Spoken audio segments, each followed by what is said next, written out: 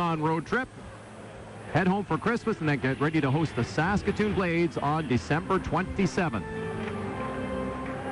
Warriors win the draw in Moose Jaw territory. Ryan Gardiner hooks it around the wall. Heffley throws a big check at the line, and we're going to get a couple of fights as a result. They're all gathering in. We could get a line brawl going here as they're looking for partners. A couple of fights. Mackenze Stewart is on top of Sunman.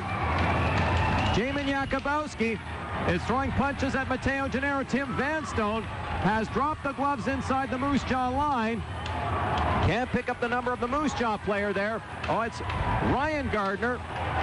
We've got about 4 fights going on. Colton Heffley now throwing punches with big Spenser Jensen.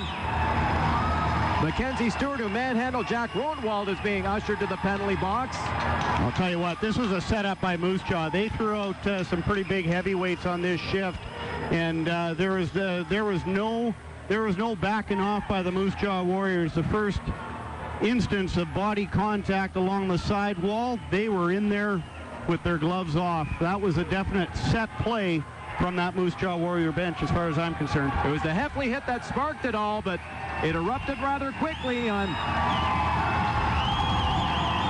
several fights breaking out, couple of wrestling matches. So referees Adam Blosky and Adam Biblow will have their work cut out for them sorting this mess out.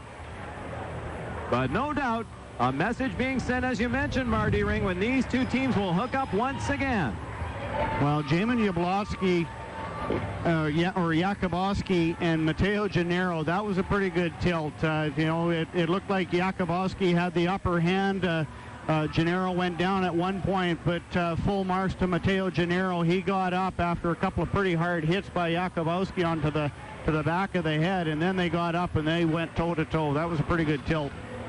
It's always a little scary, though, when you get these 5-on-5s because, there's only 4 referees or there's 4 men on the ice. The referees are trying to keep an eye on everything, and the linesmen are trying to figure out which one they're going to separate first. But, it gets a little bit scary if you're on the receiving end and there's nobody there to step in between. And a couple of mismatches there as Jack Rodewald was manhandled by Mackenze Stewart, and Jaimen Yakubowski, the fighter in the tilt with Matteo Gennaro, if you will.